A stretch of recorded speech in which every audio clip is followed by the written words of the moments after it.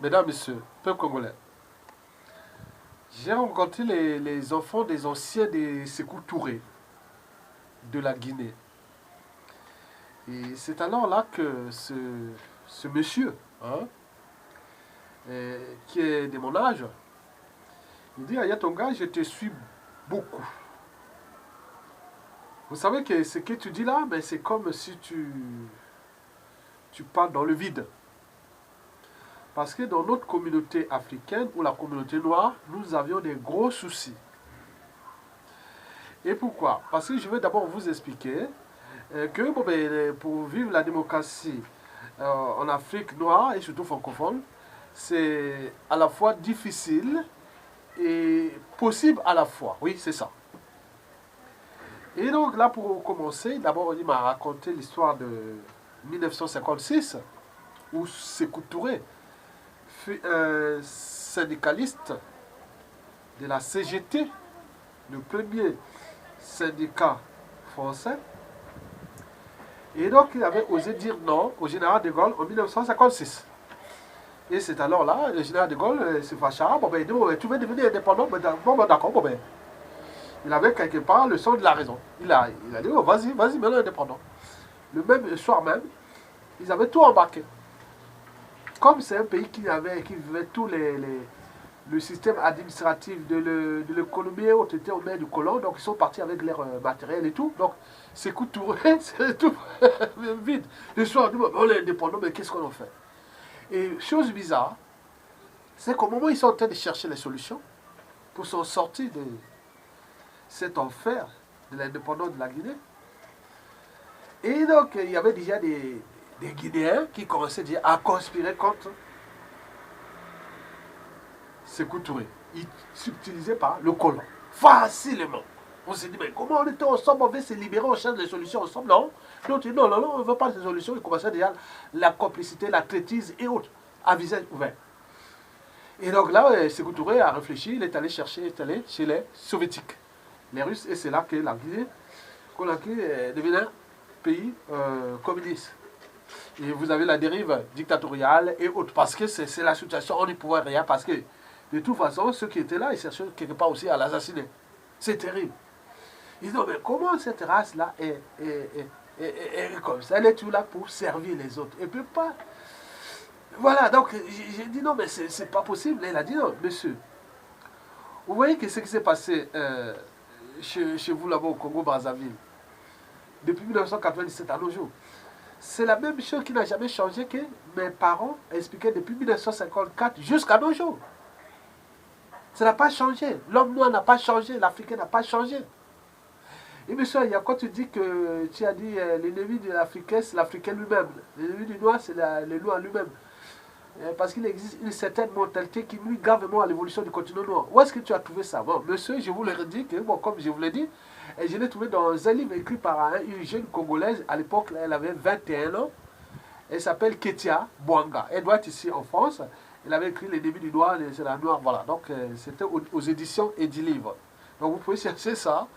Parce qu'elle arrivait du Congo-Brazzaville. Et au moment qu'elle était ici en France, bon, ben, tous les copains blancs, blanches, ils venaient vers elle. Tu viens d'où? Je viens du Congo. Qu'est-ce qui se passe là-bas? Et autres, elle expliquait comme ça. Mais tous les noirs, les jeunes noirs nés ici au collège, qui étaient au collège avec elle, et ils commençaient à se moquer de lui, ils croyaient les plus civilisés, donc ils les regardaient d'un air austère et même avec jalousie, alors que tous ceux qui l'ont accompagné l'ont traité dans les bonnes conditions, ce fut que des blancs et des blanches. Et donc, c'est pour les raisons pour lesquelles, suite à ces chocs de civilisation, et qu'elle a écrit ce livre-là qui s'appelle Le début du noir, c'est le noir, le début de l'Africain, c'est l'Africain lui-même. Donc, c'est vrai. Donc, je vous répète ça. Donc, c'est comme si on est prédisposé à s'auto-détruire nous-mêmes, à ne pas savoir les enjeux majeurs. Mesdames, messieurs, bon, monsieur m'a dit, bon, mais, vous savez, la démocratie est difficile en Afrique, et notamment en Afrique noire, francophone, et pourquoi? Bah, il y a la France Afrique. Et donc, les gros poissons mangent les petits poissons.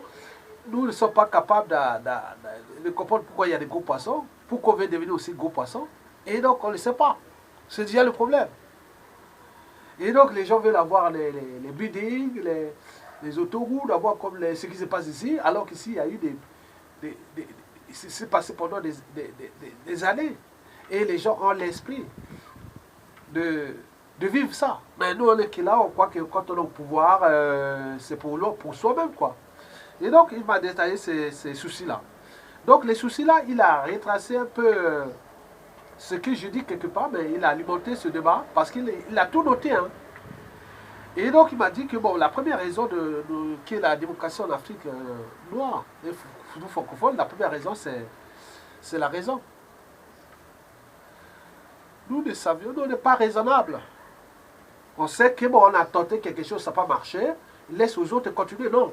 Ou on fait le respect des règles communes et de tout, et constitution. Non, non, c'est à moi, le pouvoir pour nous, parce qu'on est dans le rang social. Donc on fait le con. On ne veut pas laisser, dès qu'on arrive là, c'est comme voilà, un gibier qui est là, et on ne lâche plus. C'est des comportements qui sont propres à des gens qui n'ont pas encore franchi les barrières de la raison.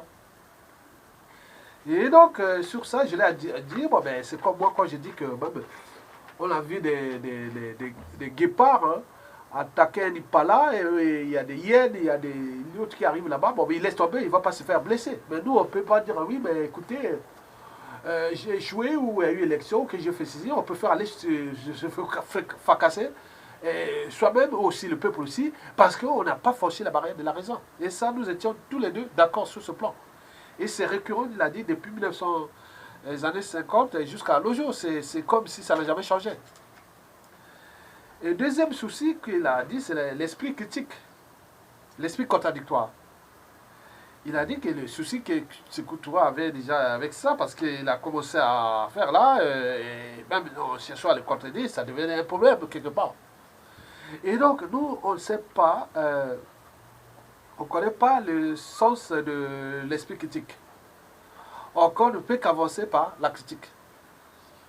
Parce que, bon, on parle de critique littéraire, critique scientifique, critique gastronomique, autre. Tu ne peux pas faire un produit sans avoir une critique. Ah non, ça c'est pas bien, autre. Donc, on avance dans la critique. Mais nous, c'est pas ça. On critique, c'est la mort assurée. Dès qu'on a un pouvoir, et c'est bon. Et donc, vous avez eu toutes les tentatives d'assassinat, et on a parlé de ces trucs-là. Oui, tout ça, on a décrypté les problèmes d'assassinat qui sont liés à l'esprit critique. Et c'est récurrent. Et ça, c'est le deuxième souci des Africains que vous verrez toujours. Et le troisième souci qu'il a parlé de la jalousie. Par exemple, ici en Occident, dès qu'on voit qu'il y a une bonne volonté, un bon talent, qu'est-ce qu'on fait? On additionne et on multiplie les talents. Mais nous, on divise pour régner et, à défaut, on soustrait, c'est-à-dire on assassine. Mais dans ces conditions, les meilleurs fuient en Occident ou ailleurs, ils sont valorisés et autres. Là, on sort là-bas, ah oui, il est de chez nous, il est ceci. Et puis encore avec le tribalisme, parce qu'on a dit un Congolais qui a gagné champion du monde de super pub, de boxe et autres. Et si on parle de Congolais, mais au Congo là-bas, en Afrique, là-bas, on dit il est de quelle tribu? Vous imaginez? Bon, donc on ne sait pas ni additionner, multiplier les talents. Mais ici, c'est un état d'esprit. Mais nous, l'état d'esprit est de diviser, de tuer. Mesdames et messieurs, quatrième souci qu'il a parlé des quotas sociaux. Le quota social, c'est qu'on ne connaît pas le sens de l'intérêt général. Vous avez un frère qui a bien travaillé, on peut dire non, à encourager, à continuer à faire pour qu'on avance. Mais dès qu'il avance, il y a au même temps, on trouvera toujours quelqu'un pour l'emmerder. On a eu les cas de Thomas Sankara. On a eu plein de gens comme ça. C'est toujours, on trouvera tout un noir. Facile, c'est un jeune enfant, la parler ça, c'est... Tu ne feras pas ce comportement qu'un noir. Un blanc qui travaille bien pour sa nation, pour sa communauté, pour son continent, et qu'on vient faire ça, c'est rare. Mais encore moins, c'est les Arabes. Et n'oublions pas aussi, c'est les Indiens, Asiatiques. Mais nous, noirs, on voit que c'est bon, le gars va bien, on vient l'emmerder. C'est comme ça, c'est notre nature. Et quand il ne travaille pas bien, un frère qui ne travaille pas bien, il ne peut pas avoir aussi le sujet de non, mais dans le cas d'intérêt général, et je laisse à un ou l'autre de continuer, oui, mais non. Et donc, on a fait sur cette partie, on a interprété la conclusion que j'ai dit, est-ce qu'au XVIIe siècle, quand on mettait les codes noirs, on s'est demandé, est-ce que le noir est-il humain? Est-ce qu'il est-il raisonnable? Est-il conscient? Est-ce qu'il a une âme et une conscience? Oui, quelque part. Parce que, regardez, quand les Blancs insultent les Noirs sous l'esclavage et la colonisation, et là, ils s'éveillent. Ils sont là. Bon, bien sûr que c'est des émotions. Ce n'est pas la raison. Mais entre eux, ils s'entretuent. Ils font plus du mal que ce que les Blancs font. Et regardez déjà, depuis l'esclavage, déjà, après la colonisation, depuis les années 60, regardez tout ce que, comme il y a eu comme génocide, assassinat, entre nous et autres. Mais c'est jamais vu. Et ça ne s'arrête pas. Et donc, on peut faire aller chercher à écrire l'histoire de l'esclavage, de la colonisation, et penser que de tout le passé. Mais nous, la réalité de 1960, des indépendants jusqu'à nos jours, c'est une tragédie. Déjà intellectuelle, politique, sociale, humanitaire et autres. Mais on ne se rend pas compte, on est là, en train d'interpréter. Il y a un souci. Donc, on a parlé de ça, que ce souci est lié déjà à ce problème de contrat social. On ne sait pas le sens de l'intérêt général. Et qu'un blanc ici, ou même en Asie, aussi le monde arabe, quand il travaille, il est au pouvoir, il cherche à apporter l'eau, l'énergie, le cadre de vie, l'éducation et tout compagnie à ses semblables. Mais nous, on est que pour soi-même. Et à défaut, on rentre dans le tribalisme qui est le cinquième souci, parce que nous avions des mini-États. Donc, il faut qu'un blanc vienne vous emmerder, et à ce moment-là, on s'éveille comme on a vu en Afrique du Sud. Autant de blancs, et les noirs étaient dans la rue, on s'échauffait, les blancs, cette histoire est écrite. Mais entre noirs, c'est fini. Donc on peut mettre un noir pour emmerder les noirs, là c'est calme. Mais si on met un blanc, ah ça y est, ça y est. Ou notre race arabe ou asiatique, ah là ça y est. Ça éveille. Mais c'est que entre vous, non, non, non. Donc les gens ont compris ça. Donc pour emmerder, exploiter ces pays, pour les neutraliser, pour foutre les bazars dans ces pays, il faut mettre un autre noir. Puisque si on met un blanc, et ça va être, on va voir. Si vous avez un blanc insulte ou abuse d'un noir, là, ça c'est un baisse mondial. Mais entre nous, c'est pas possible. Donc on passe en 4 minutes, donc les autres ont compris. Oui, ce n'est pas les autres les êtres les plus forts, ni les plus intelligents, et qui survivent, mais ceux qui s'adaptent au changement. Donc ils sont adaptés, ils savent qu'ils ont ces prédispositions génétiques-là, ils ont cette anthropologie politique et sociale qui n'est pas bonne entre eux, et donc on les utilise. Ce qui se passe, l'indicateur en Afrique centrale, dans toute l'Afrique noire, surtout francophone, c'est la signification de ça. Donc nous avons ce problème des tribus, donc des mini-États, et que nous cherchons toujours à diviser. Au lieu de... Donc nous ne sommes pas dans la conquête, par exemple, ici, dans les pays que vous êtes là, vous venez ici en Occident, que ce soit l'Italie, la France, l'Allemagne, la Grande-Bretagne, les États-Unis, tous ces pays, c'était une sorte de conquête. Ils ont conquis des territoires qui n'étaient pas les tribus n'étaient pas tous homogènes. Donc on a conçu des blocs, on a conçu un idéal qu'on appelle un État, avec un territoire, un peuple et des institutions. Et on sait un peu de rêver un idéal ensemble. Mais nous, ce n'est pas ça. On cherche à diviser les tribus, c'est la faute de telle tribu à cette tribu. Donc avant d'être acteur politique et autres, on est avant tout d'appartenance tribale. On a tendance à rester que dans la crise des civilisations, c'est-à-dire la tribu d'abord. Donc, c'est ça le souci. Donc nous, sur ce problème de la tribu, et que nous avions ces mini-États, et donc, et qui nous pose bien des soucis. On ne sait pas comment les repenser, mesdames et messieurs. Sixièmement, c'est le problème du peuple qu'on a posé. Souci. C'est que nous avions des peuples qui ont tout renoncé à leur liberté et dignité, à leurs droits et devoirs de peuple. Bien sûr que c'est des mosaïques des tribus, chacune avec des intérêts particuliers et partisans, avec leur prédisposition liée à la division et à la soustraction. Donc c'est un bordel. Et donc on a parlé de ce bordel, des problèmes de peuple qui ont tout renoncé. Par exemple, au Congo-Brazzaville, depuis 2015, à nos jours, on voit ce qui s'est passé d'un peuple, où on fait un coup d'état constitutionnel, le peuple est là, au lieu de s'affranchir de ces gars-là, de ces hommes politiques qui ont trahi, ils sont là, ils attendent, et autres. Bon, on crée les amalgames des tribus autres. En 2016, hold-up électoral, puis emprisonnement du président élu, plus le terrorisme militaire dans le pool, on peut ajouter jusqu'aujourd'hui. Les gars sont en train de fracasser ce pays, mais on est là, il y a des gens qui sont déjà là, qui continuent à alimenter le régime, donner l'énergie au régime pour qu'on puisse fracasser ce pays. Donc vous voyez, c'est qu'il parlait déjà de ces années-là. Donc ça n'a pas changé. Donc, sur ce plan du peuple, nous avons ces soucis. Donc, la démocratie, qu'on a dit qu'elle est possible, sous conditions, sous certaines conditions.